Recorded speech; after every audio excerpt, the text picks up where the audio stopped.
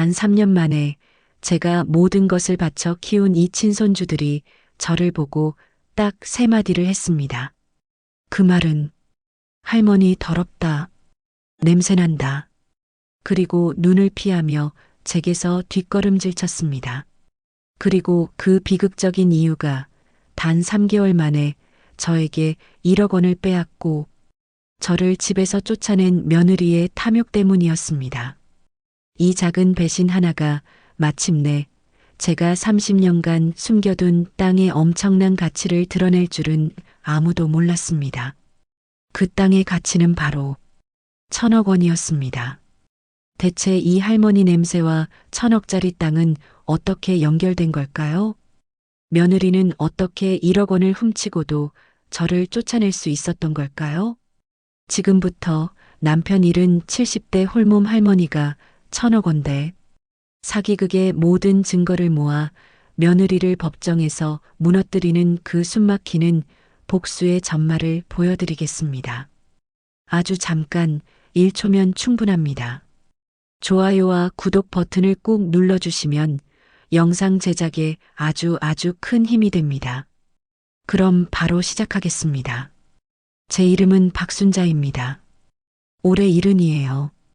경기도 양평에서 태어나서 평생을 그곳에서 살았어요. 초등학교는 3학년까지밖에 못 다녔습니다. 집이 가난해서 학교를 그만뒀거든요. 20살에 남편을 만났어요. 이름은 김철수. 저보다 3살 많았습니다. 양평에서 농사를 짓는 평범한 남자였어요. 순자 씨, 나랑 결혼해 줄래요? 얼굴이 빨개진 채 청혼하던 모습이 아직도 눈에 선합니다. 결혼하고 1년 만에 아들 준호가 태어났어요. 남편은 아들을 안고 밤새 웃었습니다. 여보, 우리 아들 세상에서 제일 예쁘다. 그 모습을 보며 저도 행복했어요. 셋이서 작은 집에 살며 농사를 지었습니다. 남편은 참 부지런한 사람이었어요. 새벽같이 일어나 밭으로 나가고 해질 무렵 돌아왔습니다. 손은 거칠었지만 마음은 따뜻했어요. 여보, 올해 수학 좋았어. 우리 준호 학원 보낼 수 있겠어. 그렇게 말하며 웃던 얼굴이 그립습니다. 남편이 땅 500평을 물려받은 건 시아버지가 돌아가시고 나서였어요. 여보, 이 땅으로 농사 열심히 지어서 준호 대학 보내자. 남편은 그 땅을 정말 아꼈습니다. 매일 밭을 돌보고 씨를 뿌리고 수확했어요. 그 땅이 우리 가족의 전부였습니다. 하지만 준호가 25살 되던 해 남편이 쓰러졌어요. 밭에서 일하다가 갑자기 쓰러진 겁니다. 병원으로 달려갔지만 이미 늦었어요. 의사가 말했습니다. 급성심근경색입니다. 제 눈앞이 캄캄해졌습니다. 장례를 치르는 내내 실감이 나지 않았어요. 관 속에 누워있는 남편을 보며 손을 잡았습니다. 여보, 일어나요. 준호 대학 졸업도 못 봤잖아요. 하지만 남편은 차갑게 식어갔어요. 그날 이후로 제 인생은 완전히 바뀌었습니다. 남편이 남긴 건 땅 500평이 전부였어요. 저는 그 땅으로 계속 농사를 지으며 아들을 키웠어요. 엄마, 나 학교 그만둘까? 준호가 물었지만 고개를 저었습니다. 안 돼. 너는 꼭 대학 가야 해. 밤낮으로 일했어요. 손이 부르트고 허리가 휘어도 참았어요. 아들만 잘 크면 돼. 그 생각 하나로 버텼습니다. 준호는 착한 아이였어요. 엄마, 나 장학금 받았어. 학비 걱정 마. 엄마, 나 알바해서 생활비 벌게. 스스로 길을 찾아가는 아들이 기특했습니다. 대학을 졸업하고 서울에 취직했을 때는 눈물이 났어요. 엄마, 나 서울에 취직했어. 엄마도 나중에 올라와. 그래, 잘 다녀와. 엄마는 괜찮으니까. 아들을 서울역에서 배웅했습니다. 기차가 떠나는 걸 보며 손을 흔들었어요. 가슴 한편이 허전했지만 자랑스러웠습니다. 10년이 흘렀어요. 아들은 35이 되었고 저는 67이 되었습니다. 그해 가을 아들이 전화를 했어요. 엄마, 나 여자친구 생겼어. 한번 만나볼래? 가슴이 두근거렸습니다. 그래, 언제 데려올래? 며칠 후 아들이 여자를 한 명 데리고 양평에 왔어요. 이름은 이소희, 32살이라고 했습니다. 어머니, 처음 뵙겠습니다. 저는 이소희예요. 공손하게 인사하는 모습이 마음에 들었어요. 예쁘고 밝고 말도 잘했습니다. 점심을 함께 먹으며 이야기를 나눴어요. 어머니, 준호 오빠가 어머니 얘기 많이 했어요. 정말 훌륭하세요. 아니야, 내가 뭘. 혼자 아들 키우시느라 고생 많으셨죠. 존경스러워요. 그 말에 눈시울이 붉어졌습니다. 우리 아들이 좋은 사람 만났구나. 그날 저녁 아들과 단둘이 이야기했어요. 엄마, 소희 어때? 좋더라. 착하고 예쁘고. 그죠? 저도 그렇게 생각해요. 엄마, 저 결혼하려고요.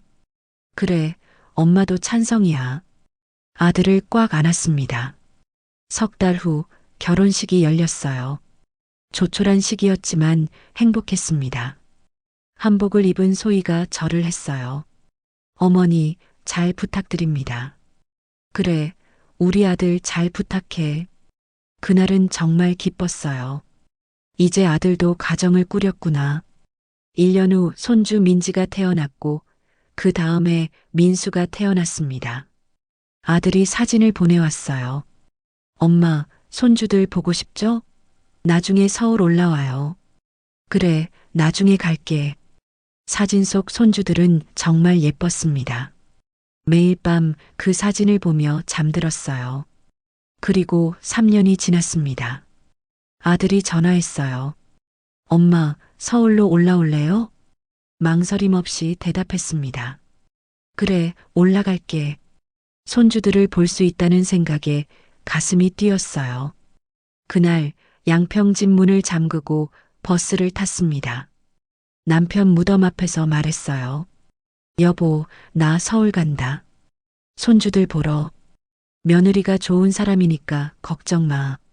그때는 정말 그렇게 믿었습니다. 소희가 좋은 사람이라고요.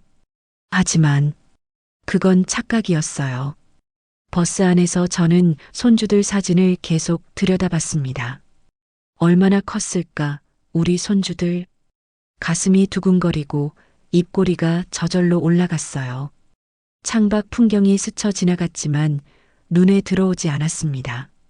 서울역에 도착하자 사람들이 물밀듯 쏟아져 나왔어요. 어디로 가야 할지 몰라서 한참을 그 자리에 서 있었습니다. 그때 휴대폰이 울렸어요. 엄마, 이번 출구로 나와봐요. 아들 준호의 목소리에 발걸음이 빨라졌습니다. 이번 출구에 아들이 서 있었어요. 엄마, 준호야, 오랜만이다. 아들을 꽉 안았어요. 익숙한 냄새가 났습니다. 오느라 힘드셨죠? 차 이쪽이에요. 차를 타고 30분쯤 갔을까요? 높은 아파트 단지가 나타났습니다. 엄마, 이번에 여기로 이사했어요. 12층이에요. 엘리베이터 문이 열리고 복도를 지나 집 안으로 들어갔습니다. 그 순간 작은 목소리가 들렸어요. 할머니, 민지가 뛰어왔습니다. 어머, 우리 민지. 아이를 안았더니 따뜻하고 포근했어요. 민수도 뒤뚱뒤뚱 걸어와 제 다리를 붙잡았습니다. 할머니, 두 손주를 한꺼번에 안았어요. 눈물이 핑 돌았습니다. 그날 저녁 소희가 차려준 밥상 앞에 온 가족이 둘러앉았어요. 어머니, 입맛에 맞으실지 모르겠어요. 많이 드세요. 고마워, 잘 먹을게. 국 한 숟가락을 떠서 입에 넣었습니다. 맛있었어요. 아니, 행복해서 맛있다고 느껴졌던 것 같아요. 아들이 웃고 있었고 손주들이 옆에 앉아 있었으니까요. 밤에 제 방으로 들어가 짐을 풀었습니다. 방은 작았지만 창문으로 서울 야경이 보였어요. 여기 좋은 데로 이사했구나. 이불을 덮고 누웠더니 편안했습니다. 그날 밤은 정말 행복하게 잠이 들었어요. 다음 날 아침 소희가 식탁에 아침을 차려놨더군요. 어머니 많이 드세요. 천천히 드셔도 돼요. 응, 고마워. 아들이 출근 준비를 하고 있었어요. 넥타이를 매는 모습이 의젓해 보였습니다. 소희가 물었어요. 어머니, 오늘 날씨 좋은데 손주들이랑 공원 가실래요? 민지와 민수를 데리고 아파트 단지 안공원으로 나갔습니다. 아이들이 그네를 타고 미끄럼틀을 타며 깔깔 웃었어요. 제 옆에 앉아서 할머니, 재밌어요. 하고 소리치는 모습이 사랑스러웠습니다. 벤치에 앉아 그 모습을 바라보니 가슴이 따뜻해졌어요. 여기 오길 정말 잘했어. 일주일이 흘렀습니다. 아들이 저녁에 일찍 들어온 날이었어요. 엄마, 오늘은 제가 설거지 할게요. 엄마 쉬세요. 아니야, 내가 할게. 안 돼요. 엄마 편히 계세요. 소희도 웃으며 거들었습니다. 어머니, 저희가 할게요. TV 보세요. 그날 저녁은 정말 행복했어요. 며칠 후 아들이 얼굴을 굳히고 집에 들어왔습니다. 무슨 일 있니? 엄마, 제가 해외 발령을 받았어요. 가슴이 철렁 내려앉았습니다. 어디로? 싱가포르요. 다음 주 월요일에 출국해야 해요. 손에 쥐고 있던 컵이 덜컥거렸어요. 얼마나 가는 건데? 3년이요. 6개월에 한 번씩 들어올 수 있대요. 3년이라는 시간이 너무 길게 느껴졌습니다. 에휴, 어쩔 수 없지. 일이니까. 억지로 웃으며 아들 어깨를 두드렸어요. 속으로는 불안했지만 내색하지 않았습니다. 월요일 아들이 공항으로 떠나는 날이었어요. 가족 모두 공항까지 배웅을 나갔습니다. 엄마, 제가 자주 전화할게요. 그래, 걱정 말고 다녀와. 소희야, 엄마 잘 모셔줘. 부탁해. 소희가 밝게 웃으며 대답했습니다. 오빠, 걱정 마. 제가 정말 잘 모실게요. 아들이 게이트 안으로 들어갔어요. 손을 흔들었고 아들도 계속 뒤를 돌아보며 손을 흔들었습니다. 그 모습이 점점 멀어지더니 결국 보이지 않았어요. 가슴 한편이 텅 빈 것 같았습니다. 집으로 돌아오는 차 안은 조용했어요. 소희는 운전대를 잡고 앞만 보며 한마디도 하지 않았습니다. 저도 말이 나오지 않았어요. 왠지 모를 불안감이 가슴을 짓눌렀습니다. 그날 밤 9시쯤 저는 제 방에 누워 있었어요. 복도에서 소의 목소리가 들렸습니다.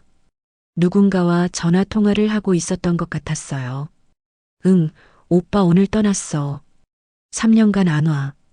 귀를 기울이지 않으려 했지만 목소리가 선명하게 들렸습니다. 시어머니? 아, 그냥 있어.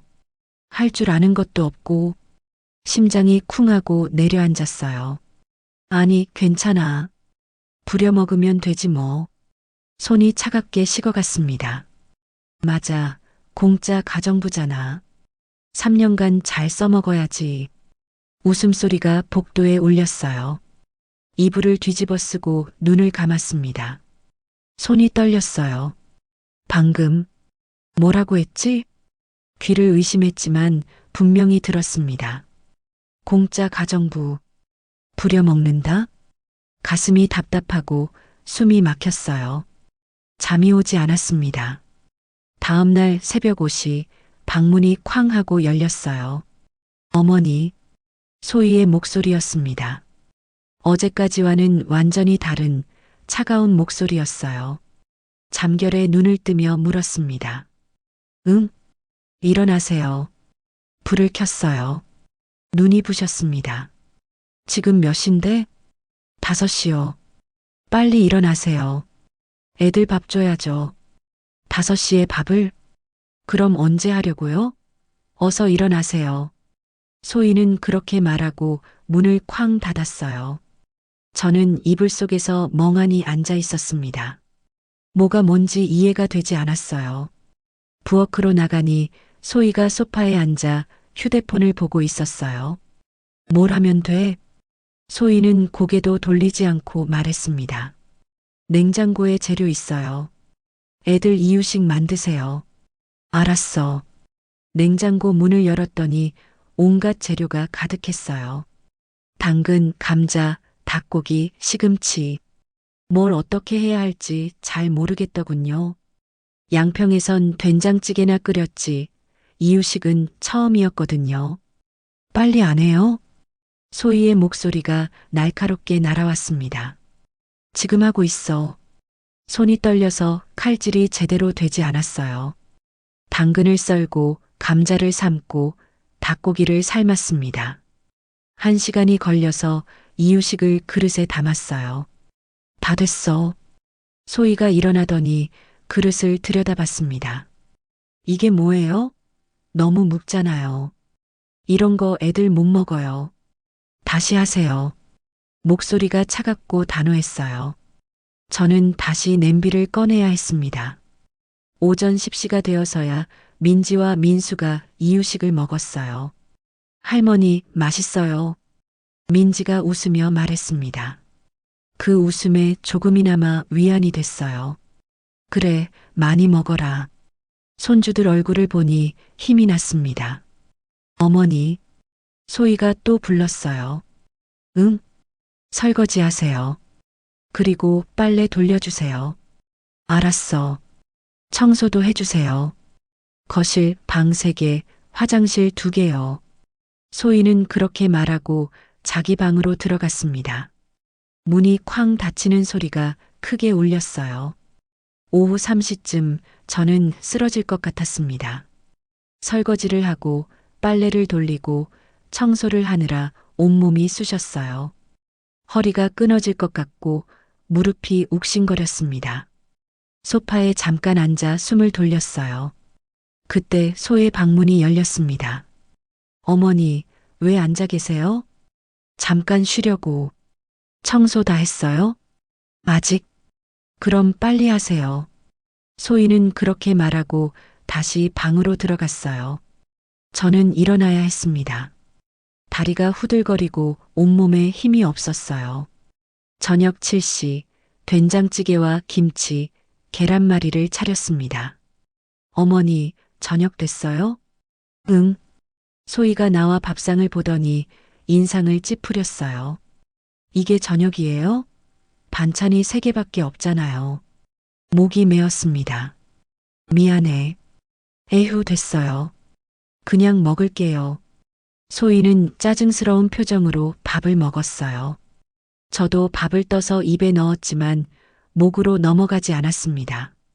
손주들만 맛있게 먹고 있었어요. 할머니, 맛있어요.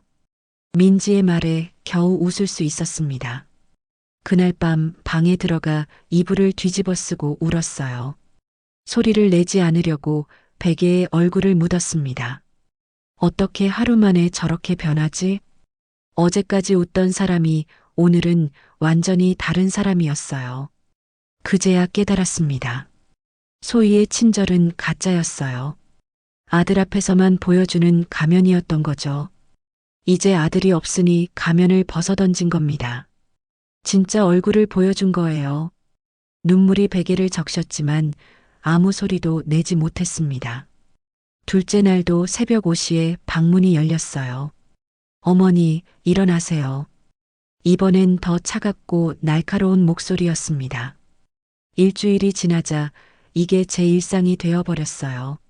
새벽 5시 기상, 이유식 준비, 청소, 빨래, 장보기, 저녁 준비. 하루 종일 쉴 틈이 없었습니다. 소희는 집에만 있으면서 휴대폰을 보거나 TV를 봤어요. 어머니, 커피 좀 타주세요. 시키는 대로 했습니다. 한 달이 지나 친구 영자한테 전화를 했어요. 순자야, 서울 생활 어때? 좋아. 거짓말이 입에서 나왔습니다. 손주들 예쁘지? 응, 정말 예뻐. 며느리는 잘해줘? 응. 또 거짓말을 했어요. 말할 수가 없었습니다. 그래, 잘 지내. 나중에 양평 내려와. 그래, 나중에. 전화를 끊자 목이 메었습니다. 창밖을 보니 비가 내리고 있었어요. 빗소리가 제 마음 같았습니다. 2달째 소희가 문득 말했어요. 어머니, 저 오늘 친구 만나러 가요. 애들 좀 봐주세요. 그래. 저녁 8시에 올게요. 소희는 그렇게 말하고 화장을 하고 나갔습니다. 저는 민지와 민수를 데리고 공원에 갔어요. 밥을 먹이고 목욕을 시키고 재우느라 온종일 정신이 없었습니다. 저녁 8시가 되었지만 소희는 오지 않았어요. 9시, 10시, 11시. 자정이 넘어서야 문이 열렸습니다. 술 냄새가 진동했어요. 어머니, 애들 재웠어요? 응. 고생했어요. 소희는 그렇게 말하고 방으로 들어가 버렸어요. 고맙다는 말도 미안하다는 말도 없었습니다. 저는 소파에 앉아 한참을 멍하니 있었어요. 온몸이 쑤시고 눈꺼풀이 무거웠습니다. 그날 밤도 혼자 울었어요. 거울을 보니 얼굴이 많이 초췌해져 있었어요. 3개월 만에 10살은 더 늙은 것 같았습니다. 무릎도 자주 아프고 허리도 굽은 것 같았어요. 이러다가 정말 큰일 나는 거 아니야? 무서웠습니다. 그날 저녁 소희가 말했어요. 어머니, 내일 병원 가세요. 얼굴 보세요. 완전 아파 보여요. 가슴이 조금 따뜻해졌습니다. 그래도 걱정은 하는구나. 고마워. 내일 갈게. 병원비는 어머니 돈으로 내세요. 돈 있으시잖아요. 따뜻함이 순식간에 사라졌어요. 알았어. 입술을 깨물었습니다. 소희는 그렇게 말하고 자기 방으로 들어갔어요. 저는 한참을 그 자리에 서 있었습니다. 가슴이 답답하고 눈물이 날 것 같았어요. 그날 밤 저는 이불 속에서 생각했습니다. 이게 맞나? 이게 정상인가? 아니, 알고 있었어요. 틀렸다는 걸요. 하지만 정말 어떻게 해야 할지 몰랐어요. 아들한테 말하면 마음 아파할 것 같고 소희에게 맞서면 손주들 얼굴을 다시는 못 볼 것 같았거든요. 결국 참는 수밖에 없었어요. 민지와 민수가 할머니 하고 안기는 게 유일한 기쁨이었으니까요. 그 아이들을 보고 싶어서 참았습니다. 이를 악물고 눈물을 삼키며 참았어요. 9월이 되면 아들이 잠깐 들어온다고 했습니다. 그때까지만 참자. 그때까지만. 그렇게 스스로를 다독였어요. 3달이 지났습니다. 어느 날 아침 이유식을 만들고 있었어요. 소희가 거실에서 전화 통화를 하고 있었습니다. 응, 시어머니? 완전 편해. 공짜 가정부잖아. 칼을 쥔 손이 멈췄어요. 맞아, 연금도 나오고. 그것도 내가 관리하고 있어. 숨이 막혔습니다. 시골 할머니라 아무것도 몰라. 딱 부려먹기 좋아. 더 이상 듣고 싶지 않았어요. 당근을 썰었습니다. 손이 떨려서 칼질이 제대로 되지 않았어요. 연금을 관리한다고? 내 돈인데. 눈물이 날 것 같았지만 참았습니다. 그날 오후 소희가 불렀어요. 어머니, 잠깐 나와보세요. 거실로 나가니 테이블 위에 통장이 놓여 있었습니다. 어머니 연금 통장이요. 이제부터 제가 관리할게요. 소희가 통장을 손가락으로 톡톡 쳤어요. 왜? 내 목소리가 떨렸습니다. 가족 생활비잖아요. 어머니 혼자 쓰실 거예요? 소희의 목소리는 싸늘하게 가라앉아 있었습니다. 근데 이건 내 돈인데. 30년 동안 모은 돈이었어요. 남편 없이 혼자 악착같이 모았던 돈.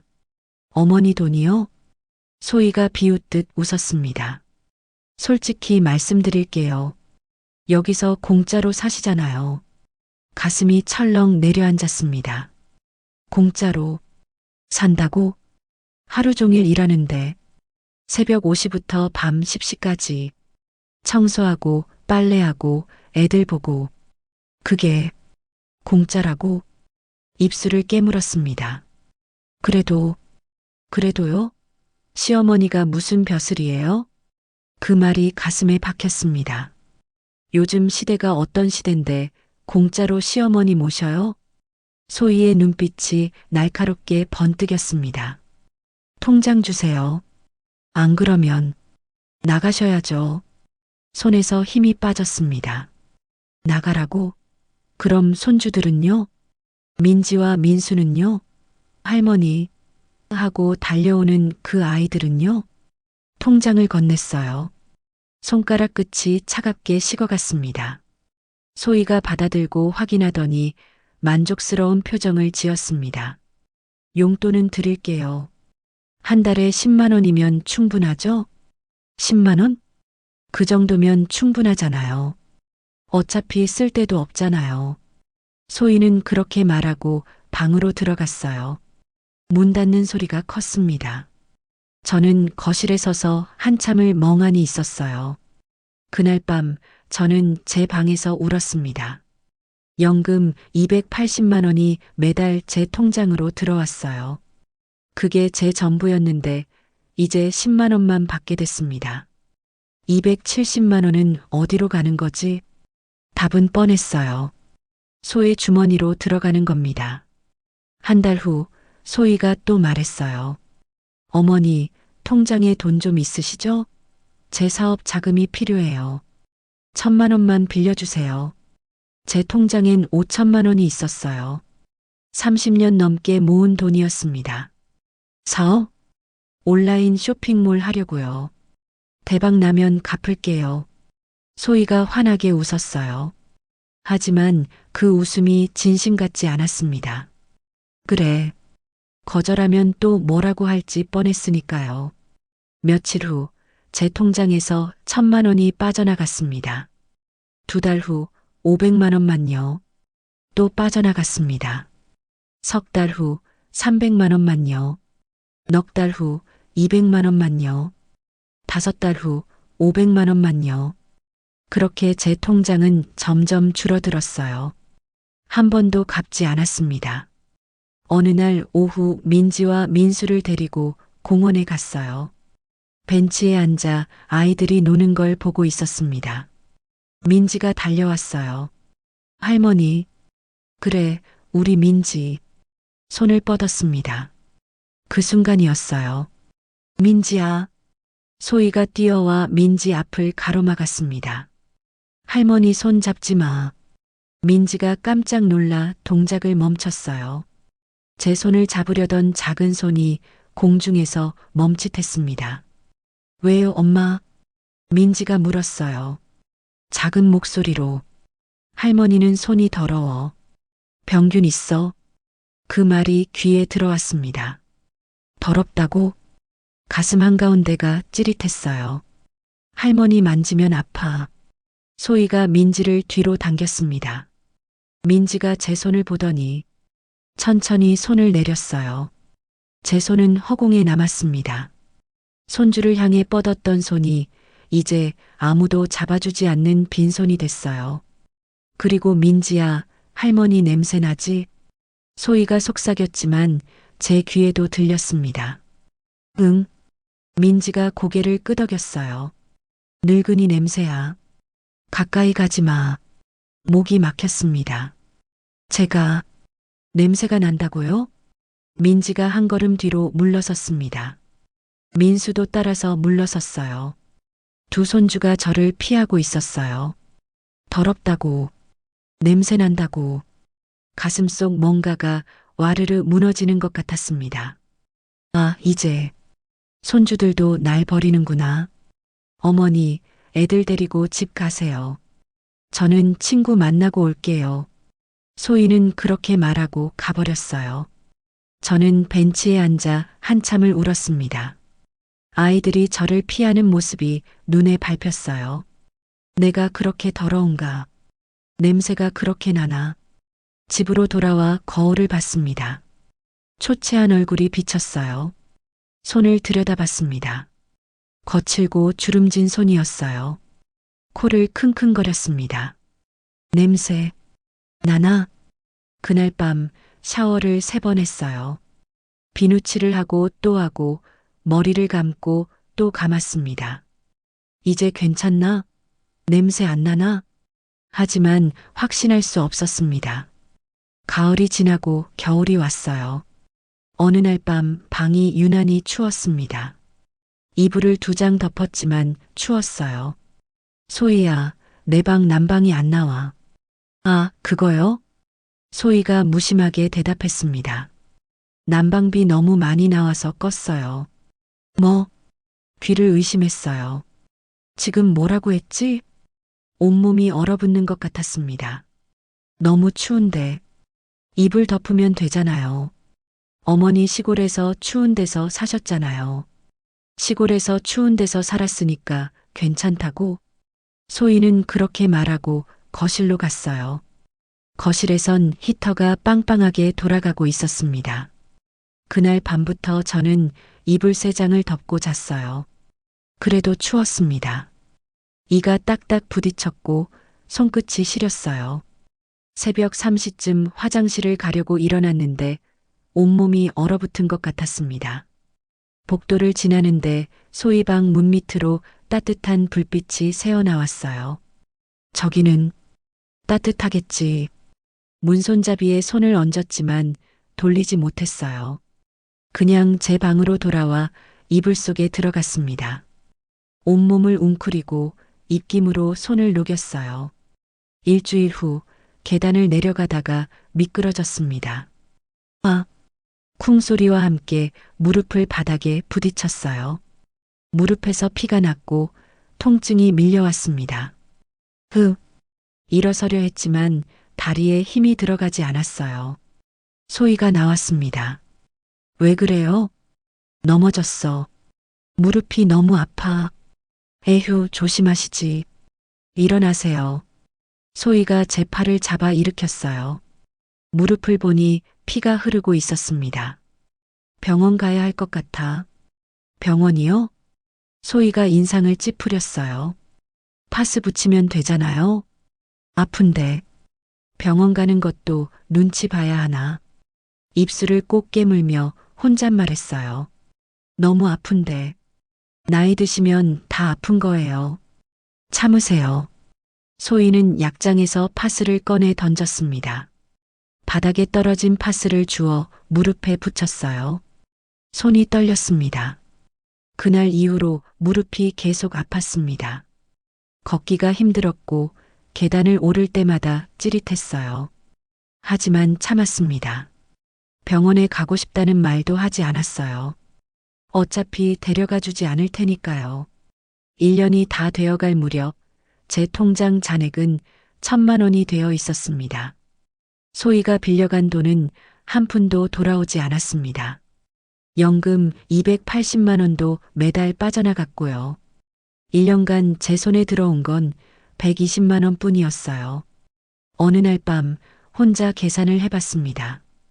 1년간 소희가 가져간 돈 3,500만 원, 3,240만 원, 6,740만 원. 거의 7천만 원이었어요. 명품 산다더니, 성형한다더니, 친구들이랑 여행 간다더니, 모두 제 돈으로 한 거였습니다. 제 손이 부르트고 허리가 휘고 무릎이 아파도 참았던 이유가 뭐였을까요? 손주들 때문이었어요. 하지만 이제 아이들도 저를 피했습니다. 할머니 냄새나.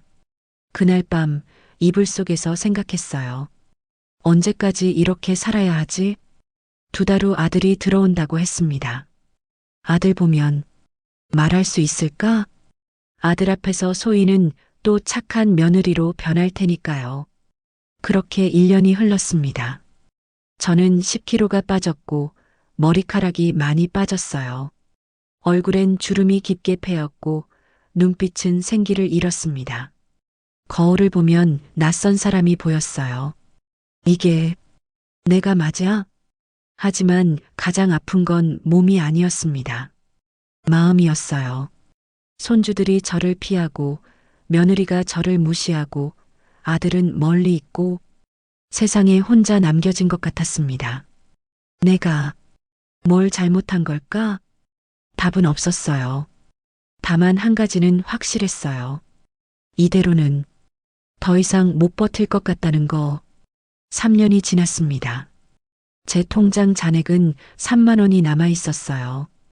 5천만 원이 사라진 겁니다. 연금도 3년간 계속 빠져나갔고요. 제 몸은 더 망가졌습니다. 무릎은 계속 아팠고 허리는 거의 90도로 굽었어요. 손가락 마디마디가 퉁퉁 부었습니다. 거울을 보면 70대가 아니라 80대 같았어요. 이러다가 정말 큰일 나는 거 아닐까? 어느 날 소희가 통장을 확인했습니다. 어머니, 돈 없으시네요? 응, 3만 원밖에 없잖아요. 소희의 목소리가 차갑게 가라앉았습니다. 솔직히 말할게요. 제가 다 썼어요. 명품도 사고 성형도 하고 친구들이랑 여행도 다녀왔어요. 숨이 막혔습니다. 1억 5천만 원. 내 돈을 다 썼다고? 근데 이제 돈 없잖아요. 쓸모 없어졌어요. 그 말이 가슴에 박혔습니다. 쓸모없다고. 저를 쓸모없다고. 나가주세요. 소희의 목소리는 얼음처럼 차가웠습니다. 뭐, 나가시라고요. 근데 제가 쫓아낸 게 아니에요. 소희가 웃었어요. 차갑게. 오빠한테는 어머니가 양평 가고 싶다고 하세요. 안 그러면. 소희가 휴대폰을 꺼내 보여줬습니다. 화면에 민지와 민수 사진이 있었어요. 손주들 영영 못 봐요. 제가 막을 거예요. 목소리가 잠겼습니다. 그리고 남편한테는 제가 알아서 말할게요.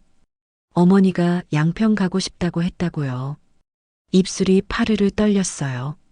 어떻게 하실래요? 순순히 가시든지 아니면 손주들 못 보든지. 선택의 여지가 없었습니다. 한 달 후 싱가포르에서 귀국한 준호에게 거짓말을 했어요. 서울 생활이 힘들어. 양평으로 갈게. 엄마, 왜요? 무슨 일 있어요? 아들이 걱정스러운 얼굴로 물었습니다. 아니야. 그냥 시골 공기가 그리워서. 거짓말이 입에서 나왔어요. 일주일 후 짐을 쌌습니다. 가방 하나에 옷 몇 벌. 그게 전부였어요. 소희가 현관문을 활짝 열었습니다. 잘 가세요. 웃고 있었어요. 진심으로. 문을 나서는데 뒤에서 쿵 소리가 들렸습니다. 문 닫히는 소리였어요. 엘리베이터 앞에서 뒤돌아봤습니다. 3년을 살았던 집. 이제 다시는 못 들어가는 곳. 눈물이 흘러내렸어요. 버스를 타고 양평으로 향했습니다. 창밖으로 서울이 멀어져 갔어요. 이제 정말 끝인가? 가방을 꽉 안았습니다. 3년 전 서울 가기 전날 밤이 떠올랐습니다. 집 마루 밑에 숨겨둔 돈이 있었어요. 혹시 모르니까 비상금은 남겨두자. 그때 숨겨둔 500만 원. 집으로 달려갔습니다. 3년간 비어있던 집은 먼지투성이었어요. 마루를 들춰냈습니다. 손이 떨렸어요. 제발 있어라. 거기 있었습니다. 비닐봉지에 쌓인 500만 원. 3년 전 제가 숨겨둔 돈이었어요. 있다. 눈물이 터졌습니다. 이게 제 전 재산이었습니다. 짐을 풀었습니다. 옷 몇 벌, 사진 몇 장. 사진 속 민지와 민수가 웃고 있었습니다. 이제 다시는 못 보는 건가. 그날 밤 방바닥에 누워 천장을 봤어요. 조용했습니다. 너무 조용했어요. 손주들이 그리웠어요. 민지야, 민수야. 눈물이 흘러내렸습니다. 3개월이 지났습니다. 혼자 사는 게 익숙해졌어요. 아침에 일어나면 조용하고 저녁에도 조용했습니다. 아무도 잔소리하지 않았어요. 자유였지만 외로웠습니다. 어느 날 우편함에 노란 봉투가 있었어요. 발신 서울시청 GTX 개발본부. 뭐지? 뜯어봤습니다. GTX-C 노선 개발 공고. 제목이 크게 적혀 있었어요. 귀하의 소유 토지가 GTX-C 노선 개발 예정지에 포함되었습니다. 손이 떨렸습니다. 토지 보상금 산정 결과를 안내드립니다. 다음 페이지를 넘겼어요. 숫자가 보였습니다. 평당 보상액 2억 원. 2억. 평당. 계산기를 꺼냈습니다. 손이 떨려서 숫자를 누르는 게 힘들었어요. 500평 2억 원. 화면에 숫자가 떴습니다. 1000억 원. 숨이 멎었습니다. 1000억? 내 땅이 1000억? 주저앉았어요. 다리에 힘이 빠졌습니다. 편지를 다시 봤어요. 1000억 원. 숫자가 흐릿하게 보였습니다. 손이 떨렸고 가슴이 두근거렸어요. 이게 정말이야? 30년 동안 악착같이 모은 돈 모두 며느리한테 다 빼앗겼는데 이제 1000억? 내가 진짜 1000억을 가진 거야? 웃음이 나왔습니다. 울음이 나왔어요. 웃다가 울고 울다가 웃었습니다. 하늘이 도왔구나. 남편 사진을 봤어요. 여보 봐. 우리 땅이 1000억이래. 그날 밤 잠을 이루지 못했습니다. 1000억? 1000억? 그 숫자가 머릿속을 맴돌았어요. 이제 어떻게 하지? 다음 날 아침 전화벨이 울렸습니다. 발신자 며느리 이소희. 3개월 만에 처음 오는 전화였어요. 어머니. 애교 섞인 목소리였습니다. 3개월 전 저를 쫓아낸 그 사람 맞나요? 응. 요즘 어떻게 지내세요? 건강하시죠? 제가 너무 잘못했어요. 그동안 정말 죄송했어요. 목소리가 달콤했습니다. 다시 서울 오세요. 정말 잘할게요. 방도 예쁘게 꾸며놨어요. 귀를 의심했어요. 민지랑 민수도 할머니 너무 보고 싶어 해요. 뒤에서 소리가 들렸습니다. 할머니, 보고 싶어요. 민지와 민수 목소리였어요. 가슴이 철렁했습니다. 어머니, 제발 돌아오세요. 진심이에요. 그 순간 깨달았습니다. 소희도 알았구나. GTX? 1000억? 제 땅? 소희의 목소리가 간절했습니다. 어머니, 저 반성했어요. 거짓말. 생각해 볼게. 어머니, 제발요. 빨리 오세요. 전화를 끊었습니다. 손이 떨렸어요. 소희가 내 땅값 알았어. 어떻게 해야 할까? 돌아가면 또 당할 거예요. 안 가면 손주들을 못 봐요. 이걸 어떻게 하지? 머릿속이 복잡했습니다. 그때 친구 영자가 놀러 왔어요. 순자야, 우편물 받았어? 응, 받았어. 1000억이래. 내 땅이 1000억. 영자가 소리쳤습니다. 근데 순자야, 조심해. 며느리한테 걸리면 큰일 나.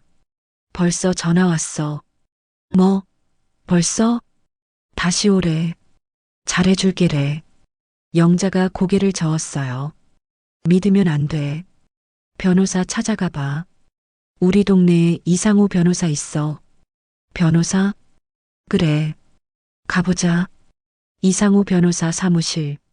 40대 중반쯤 되어 보이는 남자가 앉아 있었어요. 어서 오세요. 무슨 일이세요?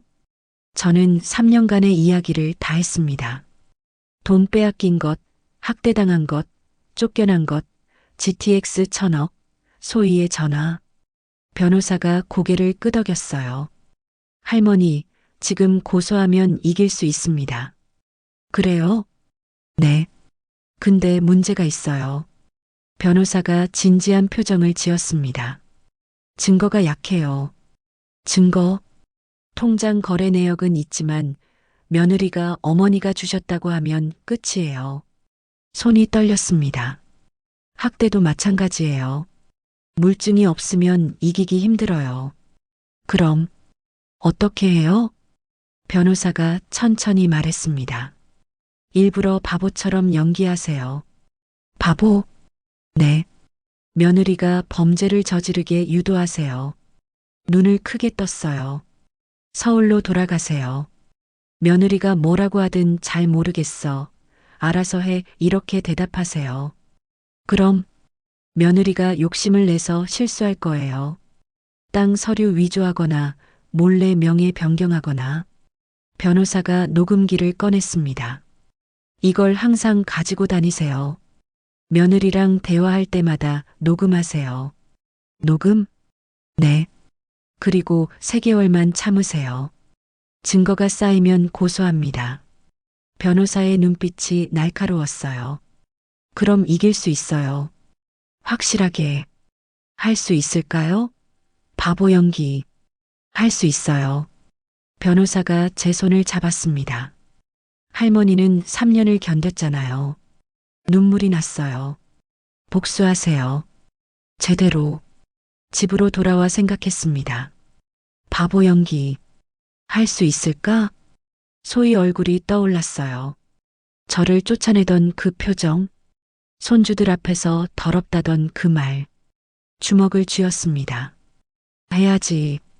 반드시. 휴대폰을 들었어요. 소희에게 전화를 걸었습니다. 신호음이 울렸습니다. 2번, 3번. 어머니. 소희의 목소리가 들렸어요. 그래. 서울 올라갈게. 정말요? 어머니. 소희가 기뻐하는 소리가 들렸습니다. 언제 오실 거예요? 다음 주에 갈게. 감사합니다, 어머니. 정말 잘할게요. 전화를 끊었어요. 녹음기를 확인했습니다. 빨간 불이 켜져 있었어요. 이제 시작이야. 복수가 시작됐습니다. 변호사 사무실을 나온 날 밤, 저는 오랫동안 고민했습니다.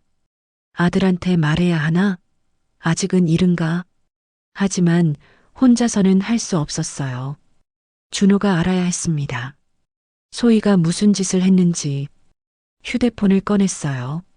손이 떨렸습니다. 아들이 믿어줄까? 아니면 소의 편을 들까? 그래도 말해야 해. 싱가포르 시간으로 저녁 8시쯤이었을 거예요. 전화를 걸었습니다. 신호음이 울렸어요. 엄마, 준호야. 엄마, 무슨 일이에요? 목소리가 안 좋으신데. 급한 일이 있어. 귀국해 줄 수 있니? 귀국이요? 갑자기요? 아들 목소리에 당황한 기색이 역력했습니다. 응, 정말 급해. 이번 주 안에 올 수 있니? 무슨 일인데요? 엄마 어디 아프세요? 아니야. 아픈 건 아니고. 만나서 얘기해야 해. 엄마, 지금 말씀해 주세요. 걱정되잖아요. 준호 목소리가 다급해졌어요. 전화로는 힘들어. 침묵이 흘렀습니다. 알겠어요. 이틀 뒤에 갈게요. 고마워, 준호야. 전화를 끊고 한숨을 쉬었어요. 가슴이 두근거렸습니다.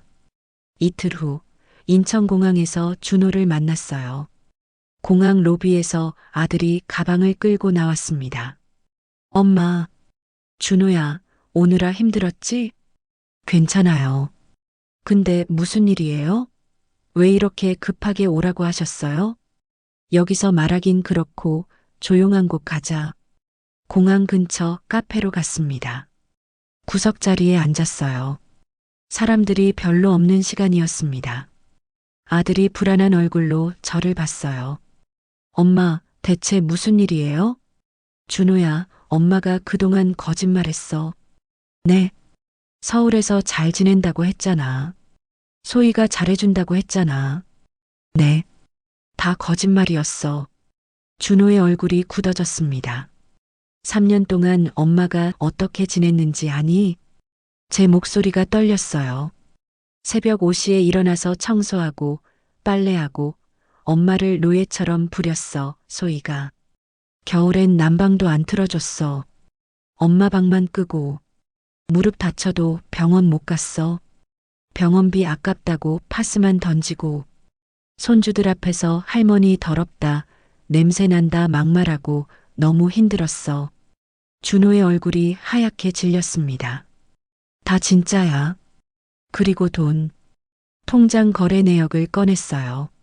3년간 1억 5천만 원을 가져갔어. 연금이랑 저축 다. 준호가 서류를 받아들었습니다. 손이 떨리고 있었어요. 이게 진짜예요? 그래. 명품도 사고 성형도 하고 도박도 했어. 그러다 돈 떨어지니까 날 쫓아냈어. 3개월 전에 준호의 눈에 눈물이 흘렀습니다. 제가 몰랐어요. 정말 몰랐어요. 소희가 그럴 사람이 아닌데 내 앞에서만 연기한 거야. 제가 준호 손을 잡았어요. 내가 집에 오면 완전 다른 사람으로 변해 천사처럼 굴지. 어머니 편히 쉬세요 하면서 웃고. 근데 내가 출국하는 순간 악마로 변해. 빨리 안 해요? 빈둥거리시네 소리 지르면서. 죄송해요, 엄마. 제가 바보같이. 아니야. 내 잘못 아니야. 준호는 계속 고개를 숙이고 울고 있었어요. 그런데 준호야, 이게 끝이 아니야. 더 있어요? 응. 더 큰 일이 있어. GTX 공고문을 꺼냈습니다. 엄마 양평 땅 있잖아. 500평? 네, 알아요. 그 땅이 1,000억이 됐어. 뭐라고요? 준호가 눈을 크게 떴습니다. GTX-C 노선 개발 들어가면서 평당 2억 원. 500평이면 1,000억. 1,000억이요? 준호가 공고문을 빼앗듯 받아들었어요. 이게 진짜예요? 그래. 서울시청에서 온 거야. 준호가 숫자를 계속 봤습니다. 평당 2억. 500평? 1,000억? 중얼거리고 있었어요. 엄마, 이게 정말 1,000억이에요? 그래. 그래서 소희가 갑자기 태도가 바뀐 거야. 3개월 동안 연락 한 번 없다가 갑자기 전화 왔어. 어머니 다시 서울 오세요. 잘할게요 이러면서. 준호의 얼굴이 굳어졌습니다. 소희도 이 땅값 알고 있다는 거죠? 그래. 그래서 날 다시 불러들이려고 하는 거지. 준호가 주먹을 쥐었어요. 소희가 1,000억을 노리고. 맞아. 침묵이 흘렀습니다. 준호가 얼굴을 손으로 감쌌어요. 믿을 수가 없어요. 제 아내가 그런 사람이었다니. 준호야, 엄마 말 믿어줄 수 있니? 믿어요. 준호가 고개를 들었습니다. 눈이 빨갛게 충혈되어 있었어요. 엄마, 고소해요. 지금 당장. 아직은 안 돼. 왜요? 증거도 있는데요? 증거가 약해. 변호사가 그랬어. 준호가 인상을 찌푸렸습니다. 어떻게 해야 해요? 더 확실한 증거가 필요해. 소희가 직접 범죄를 저질러야 해. 범죄요? 응. 준호가 테이블을 쳤어요. 그럼 엄마가 다시 위험해지잖아요. 괜찮아. 변호사랑 계획 다 짰어. 무슨 계획이요? 엄마가 바보처럼 연기할 거야. 소희한테 속는 척. 그러면 소희가 욕심내서 실수할 거야. 준호가 불안한 얼굴로 저를 봤어요. 엄마 혼자 하시면 위험해요. 조금만 참으면 돼. 3개월만. 3개월이나요? 그래. 그동안 증거 모으는 거야. 준호가 고개를 저었습니다. 싫어요. 엄마 다시 고생하시는 거잖아요. 이미 3년 견뎠어. 3개월쯤이야. 제가 준호 손을 잡았어요. 근데 준호야, 내가 할 일이 하나 있어. 뭔데요? 소혜 몰래 감시해. 누구 만나는지 뭐 하는지.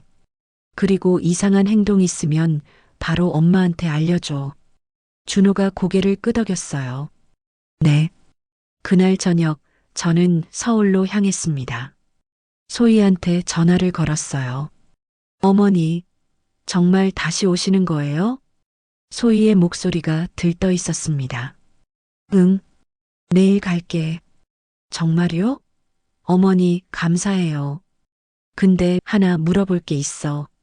네, 뭐든지 물어보세요. 엄마 땅 말이야. 양평 땅. 소희의 목소리가 살짝 굳었습니다. 네, 요즘 땅값이 많이 올랐다면서? 아, 그거요? 조금 올랐대요. 거짓말이었어요. 1,000억인데. 얼마나 올랐대? 한 1억 정도요? 또 거짓말이었습니다. 그래, 1억이면 맞네. 바보처럼 말했어요. 일부러. 네, 팔면 좋을 것 같아요. 소희가 재빨리 말했습니다. 그럴까? 근데 엄마는 잘 모르겠어. 내가 알아서 해줘. 네, 제가 다 알아서 할게요. 소의 목소리가 기뻐 보였어요. 걸렸어. 전화를 끊고 준호에게 문자를 보냈습니다. 시작됐다. 소희가 움직일 거야. 잘 봐도. 곧 답장이 왔어요. 네, 엄마. 조심하세요. 다음 날 아파트 앞에 도착했습니다. 깊게 숨을 들이쉬었어요. 3개월. 3개월만 참자. 초인종을 눌렀습니다. 문이 활짝 열렸어요. 어머니. 소희가 환하게 웃으며 맞이했습니다. 어서 오세요. 보고 싶었어요. 연기가 시작됐어요. 소희의 연기, 그리고 제 연기. 안으로 들어갔습니다. 방 청소해뒀어요. 편히 쉬세요. 2주가 지났습니다. 소희는 계속 친절했어요. 하지만 저는 알고 있었습니다. 곧 본색이 나올 거라는 걸. 준호가 매일 문자를 보냈어요. 엄마, 괜찮으세요? 응, 괜찮아. 아직 아무 일도 없어. 어느 날 오후 소희가 불렀습니다. 어머니, 잠깐 얘기 좀 해요. 거실로 나가니 서류가 펼쳐져 있었어요. 어머니 땅 서류예요. 응? 제가 관리 좀 해드리려고요. 주머니 속 녹음기 버튼을 눌렀습니다. 변호사가 준 작은 녹음기였어요. 무슨 관리? 명의 변경이요. 어머니 명의를 제 명의로 바꾸는 거예요. 왜? 세금 때문이에요. 어머니 명의면 세금 많이 나와요. 거짓말이었습니다. 변호사가 말했었죠. 명의 변경하면 증여세가 더 많다고. 잘 모르겠는데 바보처럼 대답했어요. 어머니, 어렵지 않아요. 여기 사인만 하세요. 소희가 펜을 건넸습니다. 근데 이거 사인하면 땅이 내 거 되는 거야? 아니에요. 그냥 관리만 하는 거예요. 소희가 환하게 웃었습니다. 녹음기가 모든 걸 담고 있었어요. 근데 오늘은 피곤해. 어머니. 소희의 목소리가 높아졌다가 다시 부드러워졌어요. 내일 하세요. 소희가 짜증난 표정으로 서류를 챙겼습니다. 밤에 준호한테 녹음 파일을 보냈어요. 첫 증거 확보. 소희가 명예 변경하려고 해. 준호에게서 전화가 왔습니다. 엄마, 파일 들었어요. 소의 목소리가 완전 다르네요. 그래. 이게 진짜 모습이야. 엄마, 조심하세요. 소희가 의심하면 안 돼요. 알아. 걱정 마. 며칠 후 또 다른 증거를 잡았습니다. 밤 11시 소희가 제 방에 몰래 들어왔어요. 자는 척 했습니다. 소희가 서랍을 열고 도장을 가져갔어요. 변호사가 알려준 대로 휴대폰을 꺼냈습니다. 문틈으로 조심스럽게 동영상을 찍었어요. 소희가 거실 테이블에서 제 도장을 서류에 찍고 있었습니다. 화면에 선명하게 담겼어요. 휴, 됐다. 소희가 서류를 챙기고 도장을 다시 제 서랍에 넣었습니다. 증거 2번이었어요. 다음 날 준호에게 동영상을 보냈습니다. 이거 봐. 소희가 도장 위조했어. 10분 후 준호에게서 전화가 왔어요. 엄마. 준호 목소리가 떨리고 있었습니다. 동영상 봤어요. 소희가 정말 저런 짓을 이제 믿겠니? 네. 준호가 한숨을 쉬었습니다. 엄마, 이제 고소해요. 증거 충분하잖아요. 아니야. 결정적인 증거가 하나 더 필요해. 뭔데요? 소희가 땅을 팔려고 시도하는 거. 1억에 팔려고 하는 녹음. 그럼 사기 미수가 확실해져. 준호가 침묵했습니다. 알겠어요. 일주일 후 결정적인 순간이 왔습니다. 소희가 부동산 중개인을 데려왔어요. 어머니, 이분이 땅 중개인이세요. 양평으로 갔습니다. 땅 앞에 섰어요. 중개인이 땅을 둘러봤습니다. 저는 차에 남아 있었어요. 소희와 중개인이 멀리서 이야기를 나눴습니다. 뭔가 열심히 이야기하더군요. 10분쯤 지나 돌아왔어요. 어머니, 땅값이 1억 정도래요. 소희가 말했습니다. 1억? 네. 팔까요? 어머니, 주머니 속 녹음기를 켰습니다. 팔게. 제 목소리가 녹음됐어요. 그런데 나중에 안 사실이지만 중개인은 소희한테 이렇게 말했대요. 이 땅 GTX 개발 예정지예요. 평당 2억, 총 1,000억이에요. 소희가 대답했죠. 할머니는 몰라요. 제가 1억이라고 속일게요. 그럼 저한테 얼마 주실 건데요? 성사되면 20억 드릴게요. 이 대화는 나중에 중개인이 경찰 조사에서 자백했습니다. 집으로 돌아와 준호에게 모든 파일을 보냈습니다. 녹음 18개, 동영상 3개, 사진 47장. 준호에게서 전화가 왔어요. 엄마, 이제 됐어요. 완벽해요. 그래. 네. 변호사 선임하고 고소하죠. 준호야, 너도 같이 가줄래? 당연하죠. 제가 엄마 옆에 있을게요. 눈물이 났습니다. 고마워, 준호야. 엄마야말로 고생 많으셨어요. 이제 끝내요. 다음 날 고소장을 제출했습니다.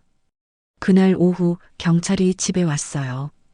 소희가 연행됐습니다. 어머니, 이게 무슨 일이에요? 소희가 소리쳤습니다. 잘못한 대가야. 소희의 얼굴이 굳었어요. 어머니, 설마 알고 계셨어요? 바보 연기였어. 3개월간 증거 모았어. 소희가 무너졌습니다. 연기였어요? 그래. 준호도 다 알고 있어. 준호가 앞으로 나섰습니다. 소희, 넌 끝이야. 경찰이 수갑을 채웠어요. 소희가 끌려갔습니다. 저는 준호 옆에 서서 그 모습을 봤어요. 엄마, 괜찮으세요? 응. 이제 괜찮아. 재판이 시작됐습니다. 재판날이 왔습니다. 저는 검은색 한복을 입고 법정에 들어섰어요. 준호가 제 손을 잡았습니다. 엄마, 괜찮으세요? 응. 괜찮아. 소희가 피고석에 앉아 있었어요. 변호사 옆에 앉아서 저를 노려봤습니다. 눈빛이 차가웠어요. 하지만 저는 피하지 않았습니다. 똑바로 봤어요. 재판장이 들어왔습니다. 모두 일어서세요. 판사가 자리에 앉았어요. 사건 번호 2024-1만 2345, 피고인 이소의 사기 미수 외건. 재판이 시작됐습니다. 소의 변호사가 일어섰습니다. 판사님, 원고의 주장은 사실무근입니다. 어떤 근거로 그렇게 말씀하십니까? 피고는 시어머니를 3년간 성실히 모셨습니다. 소희가 고개를 끄덕였어요. 그리고 토지명의 변경은 시어머니가 동의하신 겁니다. 동의 증거가 있습니까? 위임장이 있습니다. 변호사가 서류를 제출했어요. 제 도장이 찍힌 위임장이었습니다. 이상호 변호사가 일어섰습니다. 판사님, 반론하겠습니다. 말씀하세요. 해당 위임장은 위조입니다. 증거 1호를 제출합니다. 변호사가 USB를 건넸어요. 화면에 동영상이 재생됐습니다. 밤 11시, 제 방문이 열리는 장면. 소희가 들어와 서랍을 열고 도장을 꺼내는 모습. 거실로 가서 위임장에 도장을 찍는 모습. 법정이 조용해졌습니다. 소희의 얼굴이 하얗게 질렸어요. 이건 피고인 할 말 있습니까? 판사가 물었습니다. 저는 소희가 말을 잇지 못했어요. 그리고 이것은 피고인과 부동산 중개인의 대화 녹음입니다. 증거 이후 변호사가 재생 버튼을 눌렀어요. 스피커에서 소의 목소리가 흘러나왔습니다. GTX 개발 들어오면 평당 2억은 하는데 500평이면 1,000억? 1,000억인데 할머니한테는 1억이라고 했어요. 법정이 술렁거렸습니다. 소희가 고개를 떨궜어요. 준호가 제 손을 꽉 쥐었습니다. 엄마, 판사님, 그리고 이 땅의 실제 가치를 아십니까? 얼마입니까? GTX-C 노선 개발로 평당 2억 원, 총 1,000억 원입니다. 법정이 웅성거렸습니다. 1,000억? 저 땅이 1,000억이래? 소희의 얼굴이 일그러졌어요. 판사님, 피고인은 원고를 3년간 학대했습니다. 증거 3호.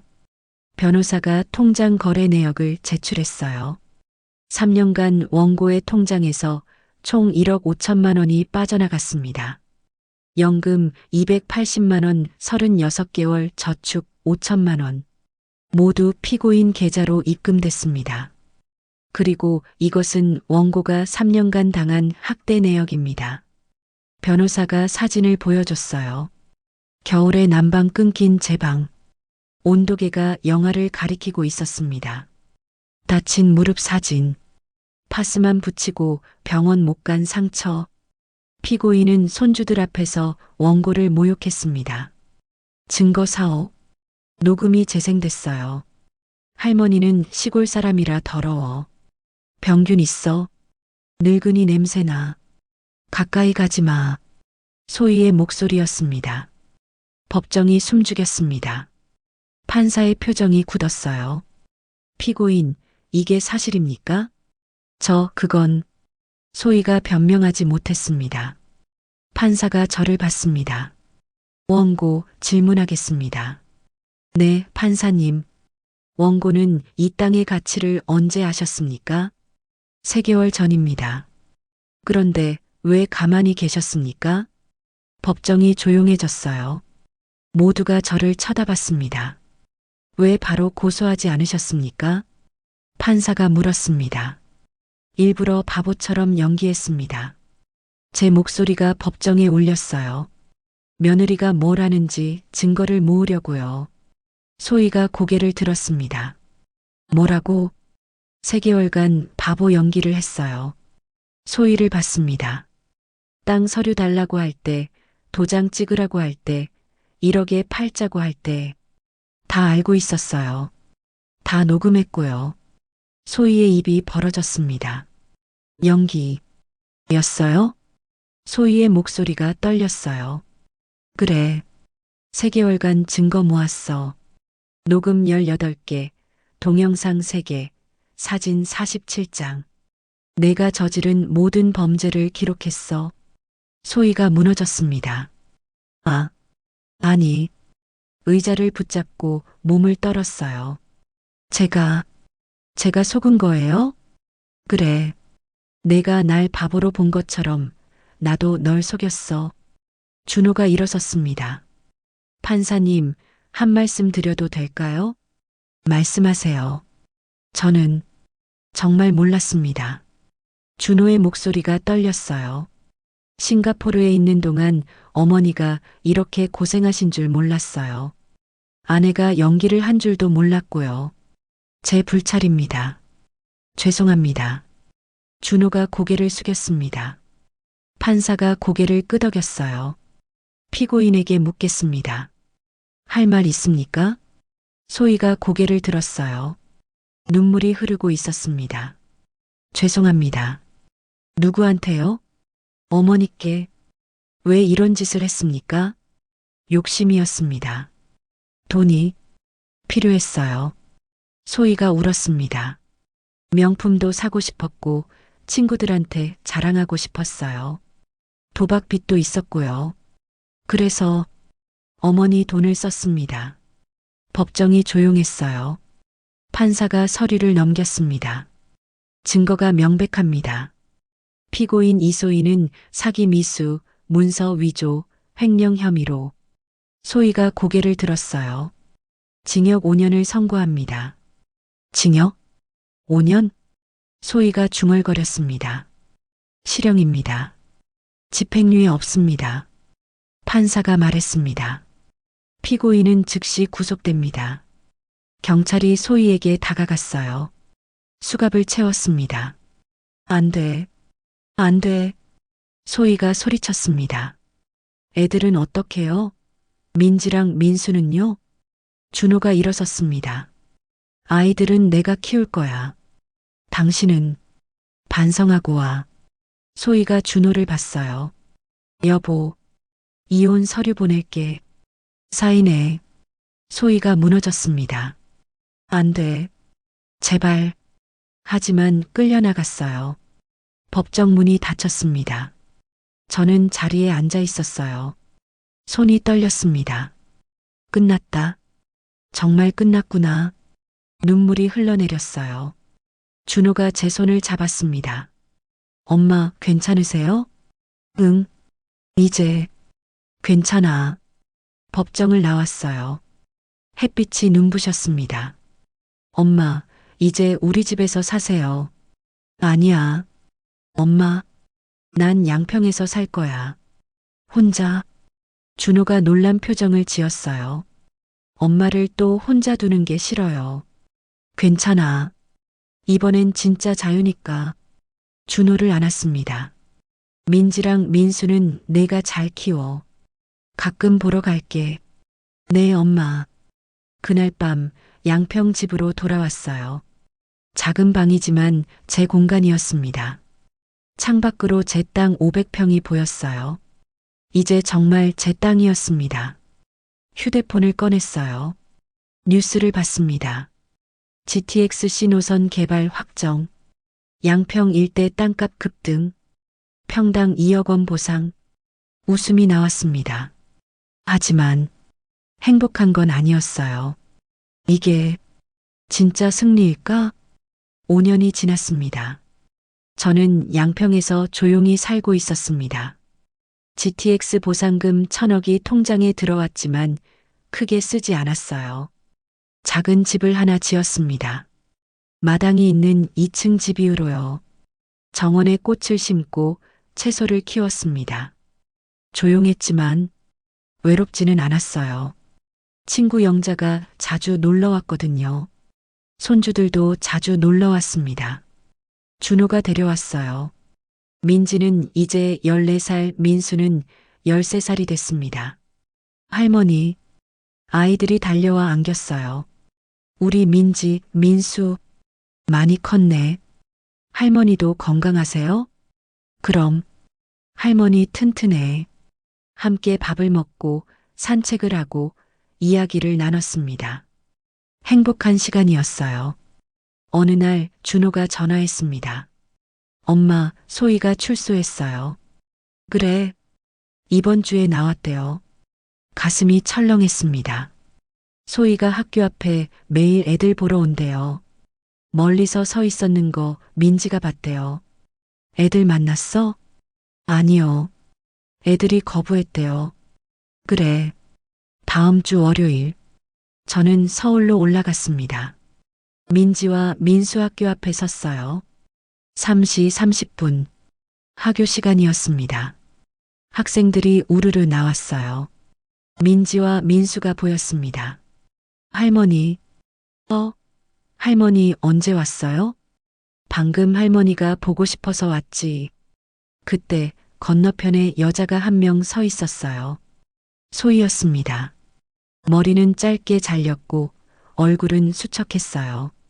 저와 눈이 마주쳤습니다. 소희가 멀리서 지켜보고 있었어요. 민지와 민수를 바라보는 눈빛, 그리워하는 눈빛이었습니다. 민지야, 민수야, 잠깐 여기 서 있어. 응? 저는 소혜 쪽으로 걸어갔습니다.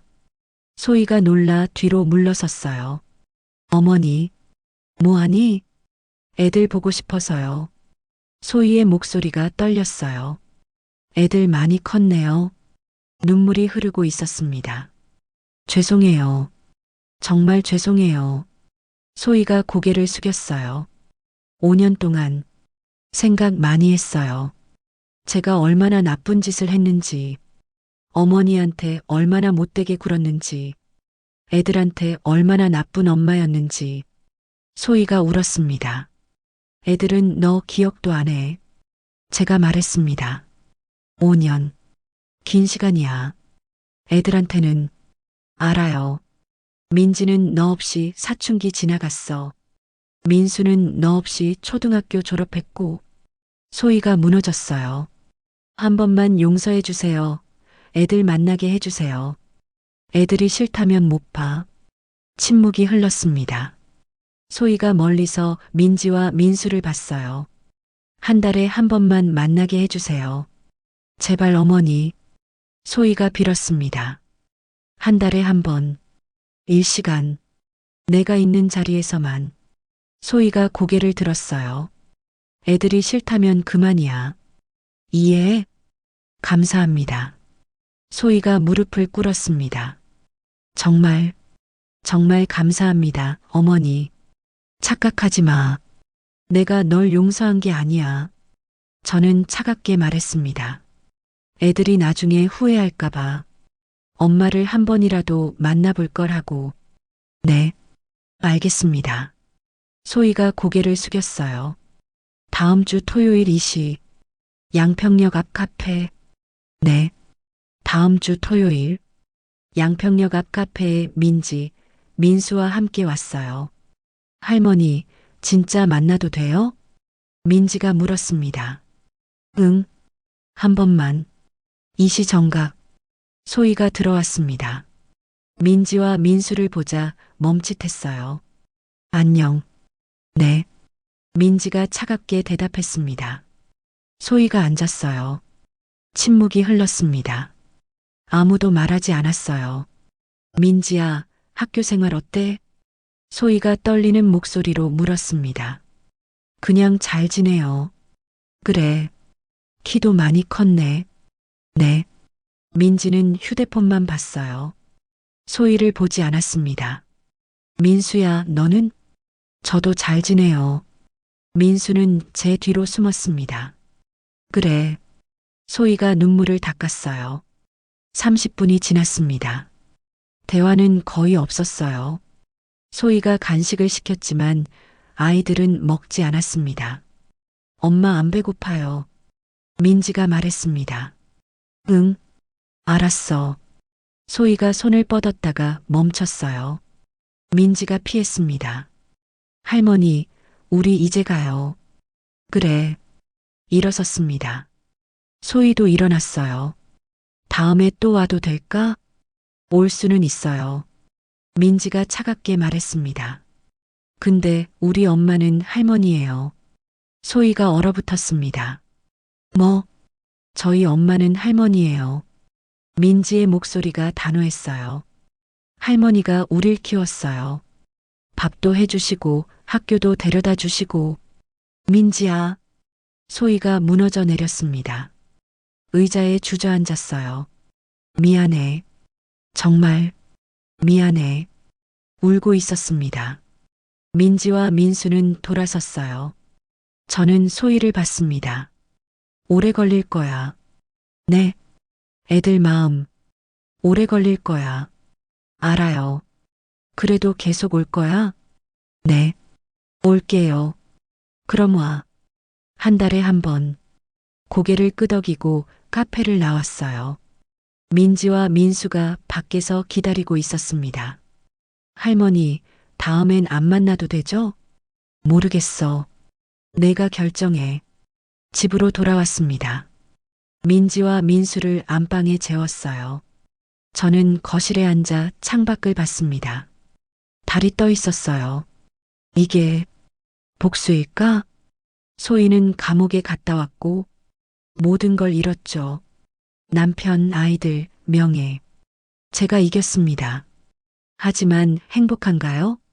글쎄요. 돈은 있지만 완벽하지 않아요. 소희는 무너졌지만 제 마음도 편하지 않습니다. 진짜 승리가 뭘까? 생각해 봤어요. 복수? 돈? 명예? 아니었습니다. 거실에 걸린 사진을 봤어요. 민지, 민수와 함께 찍은 사진. 아이들이 환하게 웃고 있었습니다. 할머니 사랑해요. 이게 승리구나. 깨달았습니다. 소희한테서 지킨 건 돈이 아니었어요. 존엄이었습니다. 제 가치, 사람으로서의 존중, 늙은이가 아니라 할머니로 불리는 것, 쓸모없다가 아니라 소중하다고 느끼는 것, 그게 진짜 승리였습니다. 이틀 후 소희한테 문자가 왔어요. 어머니, 감사합니다. 다음 달에도 갈게요. 답장을 보냈습니다. 애들이 원하면 와. 민지가 제 옆에 앉았어요. 할머니, 엄마. 불쌍해 보였어요. 그래. 근데 할머니한테 그렇게 못되게 굴었는데 왜 만나요? 민지야. 제가 민지 손을 잡았습니다. 복수는 이미 끝났어. 네. 엄마는 대가를 치렀어. 이제 할머니가 할 일은 너희를 지키는 거야. 너희가 후회하지 않게. 민지가 제 손을 꽉 쥐었어요. 할머니가 최고예요. 그럼 할머니니까. 그날 밤 혼자 생각했습니다. 소희를 완전히 용서한 건 아니에요. 아직도 화나고 아직도 아픕니다. 하지만 더 이상 그 감정에 갇혀 있고 싶지 않았어요. 제 인생은 제 거예요. 소희 때문에 더 이상 불행하지 않을 거예요. 손주들과 행복하게 살 거예요. 그게 진짜 승리입니다.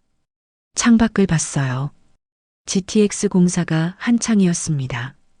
제 땅이었던 곳에 여기 들어서고 있었어요. 돈은 있어도 되고 없어도 돼요. 중요한 건 존엄이에요. 사람으로서의 가치. 그걸 지킨 제가 자랑스러웠습니다. 여보 봐. 내가 해냈어. 남편 사진을 봤어요. 3년간 당했지만 이겼어. 손주들도 지켰고 존엄도 지켰어.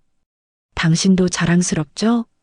사진 속 남편이 웃고 있는 것 같았습니다.